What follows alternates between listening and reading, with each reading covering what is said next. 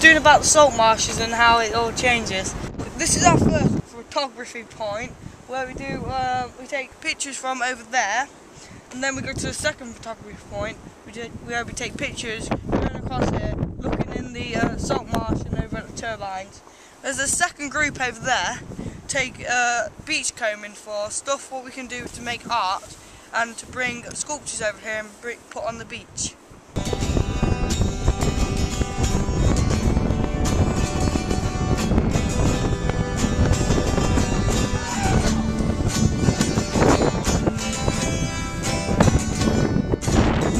Why are you doing sculpture, miss?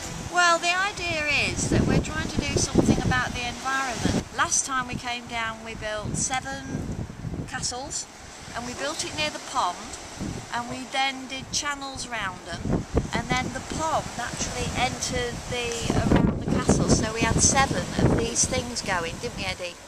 And they were great because Eddie did most of them. And then over the last 2 or 3 weeks they've been taking photographs of them as they disintegrate, and we've taken one today. Down here we had some little towers, sculptures about this high, and the water was all in here, and it was filling up and going round them all like a moat. But now they've totally gone, just disintegrated sort of thing. So they're not there. There's been a lot of changes. This whole lake that you can see here was full, but it is now really dry. We've also been collecting beech wood so that we can make a big sculpture back at school, and we've been collecting shells and decorating boxes with them, so we're doing all sorts of things, all connected with this idea of ephemeral art and the environment. Will that do you? Does that answer to your question, Ian? Yes, it has. Oh, that's all right then. What sort of conditions have we seen when we've come, Jordan? When we've been here, what sort of weather conditions have we seen? It's been raining. There've been sandstorms. The sandstorm was horrible, wasn't it? It was very difficult for us to get the photographs that day. It was freezing sometimes, and I forgot to bring a coat. Other times it's been a little bit like this, but not as hot. Me and Miss Crawford went on the beach and just finding these stuff to collect and that. I'm into really art stuff and that, like collecting seashells and all sorts. I don't know what this is rope for, but it's got 3 strings on to hold it together. That's fascinating. I know. And it's twisted and twisted and twisted. If you can see all the way down to Stephen's end, it's twisted. But my end, it's come undone. Knotted. It has. Because it's been in the sea for ages and years. You can tell it's... You can tell. Yeah. It's not smooth. It's rough, isn't it, Stephen? Yeah. It's rough. What about this one, please? Well, that is a purse, like a little purse where you lay eggs in. Yeah. These 2 are big rocks, so we put a stick in the middle to make it look more exciting and colourful and attractive. We did. What about... I'm not out of reach. This one. I don't know what that is, but that's a piece of long wood with sand on for some reason. We've got 2 shells and this. And then we've got a seashell underneath. That looks like a bone off a body, something like that. It is a bone, but I don't know what sort of bone, no. I don't. This is lobster nets. It is. Hold it, Stephen. I fail. It's a big lobster net where they catch lobsters in.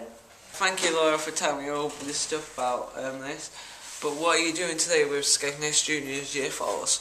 I'm doing an art project, making a little art thing on the beach. So... It's like an art attack thing. So it'll be like this, what you've shown me today? Yeah, but drawing on it though. Drawing on the sand. Making so you'll be seeing the beautiful sea and everything like that? Yeah. Good. And I'll take care of the little juniors while I'm doing the art attack stuff. Yeah, okay. See you down on the beach then. Okay. Bye-bye. I'm Harry Byron to interview him about what have you been doing with the soil and stuff. So, what have you been doing, Barry? We've been down to the Saltmarsh and we've been looking at some soil. Good. What are you meant to be doing with the soil? Is there any experiments going on with it? Yeah, we're seeing what's the difference between the start and the finish. Could you tell me what you've been doing on this map, about the map and stuff like that? Well, we've been collecting samples from all over the beach in the Saltmarsh, and we've been collecting samples from near the sea, near the dunes, Saltmarsh, and just in the middle. Could you tell me where you took your sample from, please? Just right at the edge of the sea. So Jansen, could you tell me about your sample, please? Well, this sample's near the sea, and it's got clean bad water. It's got like air pockets in because it's got white water all around it. And Could you order them into the finest to the roughest, please? Yep, I'll do that now. So, first we've got sample 4 on sand dune at Saltmarsh. Then we've got mine right at the edge of the sea. Then we've got Johnson's near a bit of the sea after me. Then we've got Laura's edge of the dunes. Then we've got Reese's sample 1 right in the middle of the beach. Can anybody think of a reason why the finest sample of sand comes from the Saltmarsh and the roughest grains, the roughest sample, the largest? Well, the Saltmarsh was the smoothest because it hasn't got any stones or anything in it. Then mine is the second smoothest because that has hardly got any big stones in it. Same with Johnson's. Laura's has got a few big stones in it, and then Reese's has got a lot of big stones in it as well. Here they come, doing the big heart attack, Mr. Vickers. What's going on then, miss? Well, what we're aiming at doing is making lots of little sandmen, like snowmen, after the style of a bloke called Anthony Gormley, who did The Angel of the North. Okay, right.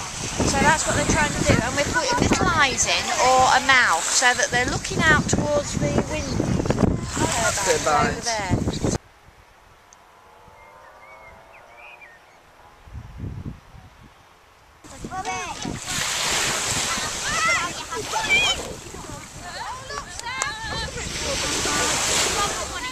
All the year 2s and year 3s and year 4s, I don't know what years they are. 3, 4, 5. 3 and 4 and 5 are making little sandmen. Well, yeah, sandmen.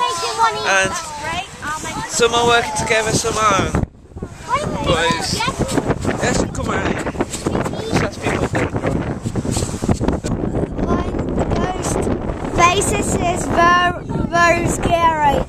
One is very scary at all. He's have white eyes and shell on his hat.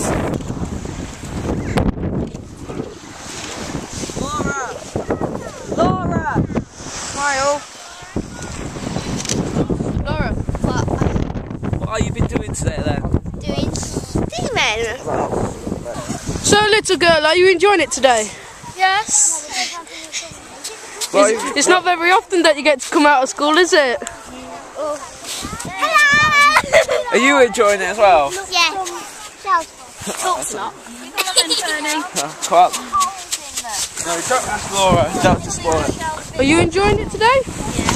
Are you enjoying it? Yeah. Are you enjoying it? How about you, little girl? Are you enjoying it? I'm having a lovely time, thank you, sir. Have you had a nice day? Yeah! I can't hear you! Yeah!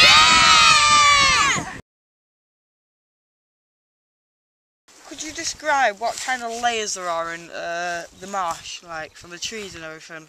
The salt marsh, at times it's very dry, but when the tides are low, and it's just kind of like a sandy area and a muddy area. and then when the tide comes out, it actually gets inundated and covered in water completely. And so those kind of habitats and that gradation, some areas get higher, and so they don't become flooded anymore. And so that will change change the habitat, the makeup of the habitat. And some areas get flooded all the time, a lot more times. And so again, it creates just a different kind of habitat. So we've got different stages of salt marsh all the way through. Good morning. Could you tell who you are, please? Good morning. Yeah, my name is David Miller, and I'm the Lincolnshire Wildlife Trust Coastal Ranger and Volunteer Training Coordinator. So Dave, could you tell us how our school helped to clear this stuff? You guys came in with bow saws and with loppers, and you helped cut that back and get it down to ground level. So then what we can do, we can keep coming back in and cutting it back again to create the grassland area. So without your guys' help, it would have been very difficult to get it. We haven't got enough people on board, so we need help from volunteers and from groups like yourselves to help just clear the area, that initial clearing. Could you tell us what kind of habitat and wildlife we would like to see around here? Right, well at the moment, as you can see, there's lots of different species of shrubs and trees. So we've got elm trees, we've got sea buckthorn, we've got some privets as well, which is great habitat for birds. So we get quite a variety of species of birds here: willow warblers, chiffchaffs, robins, blackbirds, whitethroats and lesser whitethroats, and yellowhammers as well. They're all using the bushes here, and they'll be nesting in it, and using the area as a migration stop-off as well. People forget about that. It's good nesting habitat, but it's also a great spot for birds when they're migrating from North Europe, either down here to Britain, or from Britain down to Africa. These birds need somewhere to stop off to feed up on their way through these long journeys, so it's a great place for this. But these clearance areas bits, hopefully we'll have some wonderful June flowers coming through eventually. It'll take a couple of years to get it into a really good state. So some June flowers like Doesfoot cranesbill and some Viper's bugloss, and then that will help with different invertebrates, different moth species and different butterfly species as well. Thank you, Dave. What are we doing next then?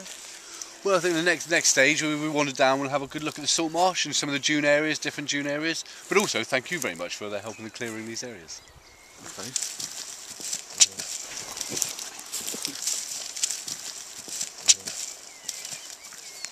A piece of card, some scissors, take a little clipping, some sellotape, and sellotape it on. Okay? If Dave Miller can do an ID, or I can do an ID, then we'll write the name of what it is on the card, okay? Great. And then we're going to try and put an identification booklet together at school of what sort of things grow in our salt marsh, okay?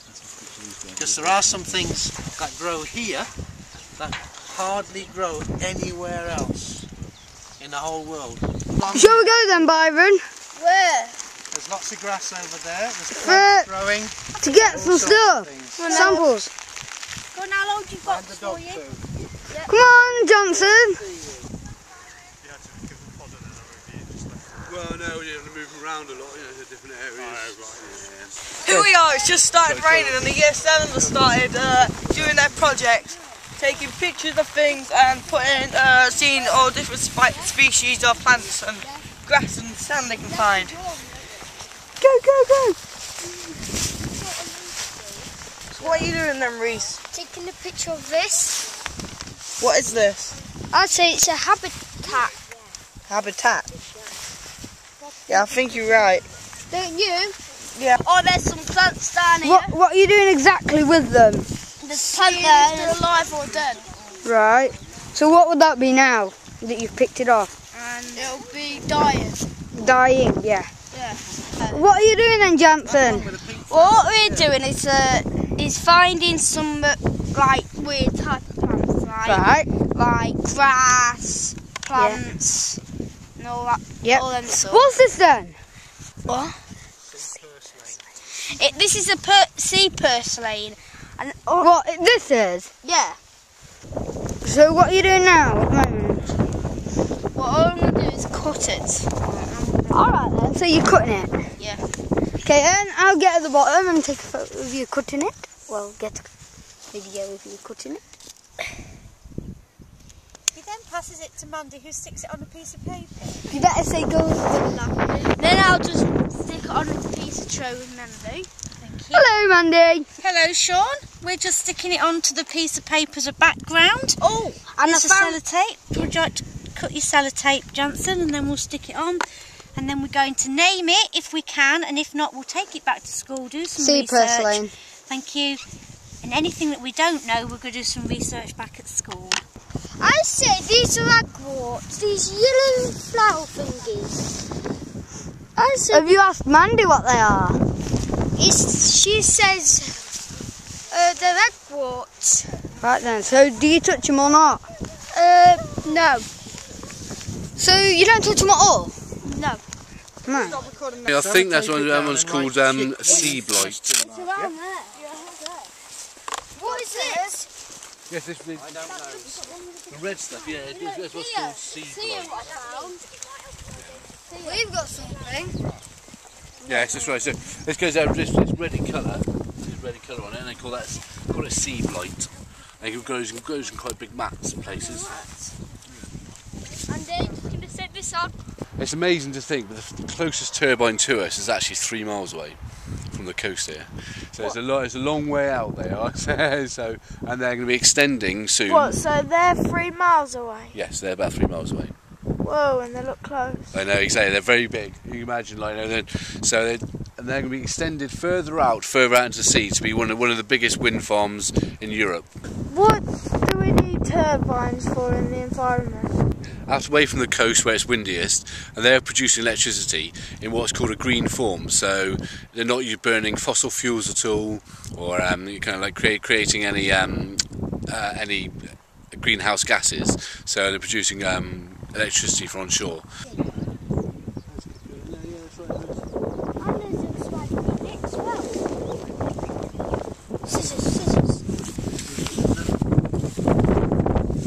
What's in there? Looks like might be some cocoon. There, look. The babies. And the spider itself were behind it. It's It's a leaf. there you go, there it goes. Yeah. It's a spider? Yeah. Well, that's why actually a project like this really helps, because not only is it great for the kids and this lot, but for us as well, we need to find out. It's an area here, it's East Lindsey District Council. It's never been managed before, unlike on Gibraltar Point, which is part of the same SSSI, but it's managed quite heavily. We've got a team down there manage that area, whereas like Seacroft Marsh here has been kind of left on its own for a bit. So it is one of the things we're trying to find out more about it. What grows here? Is it how different is it to a heavily managed area? Yeah. So all this is brilliant. So we'll find out what is growing here, and we'll be able to compare that to what's growing at Gibraltar Point. Seaweed. We've got some seaweed. We've got nearer the sea. Look how far the sea is away, and you've got seaweed over there. Oh, look at that. Look at this one. Look at this white grass. Mandy can't. Snippers! Snip! Ah! What about that one? What is it then, Mandy? Grass.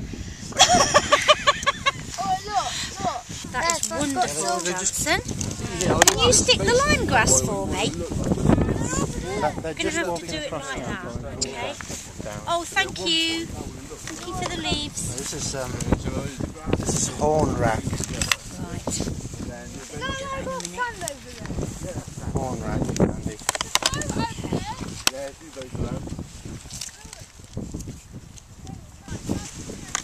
We'll walk down to the strand line. We'll perhaps do a little strand line. Have a look at the strand line? Yeah? Yeah.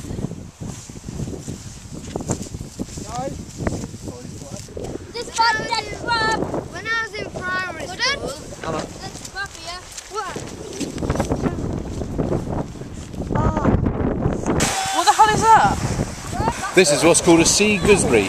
So kind of like related to the jellyfish, the gelatin, and it has little hairs on the side of its body, and it uses them to go through the sea. And this has been washed up.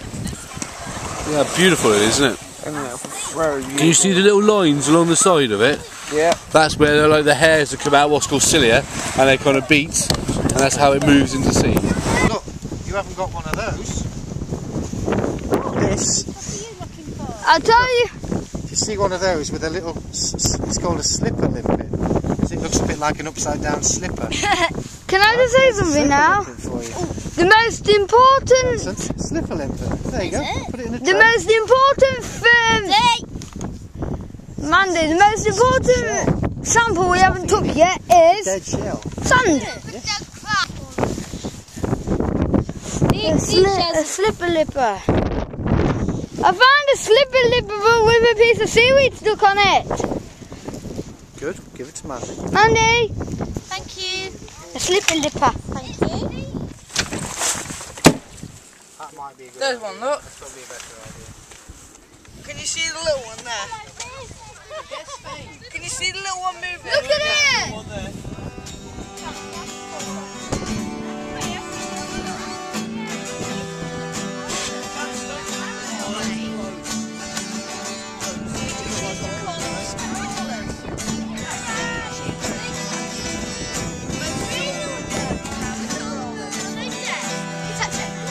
Don't touch it! Why not? Yeah, why not?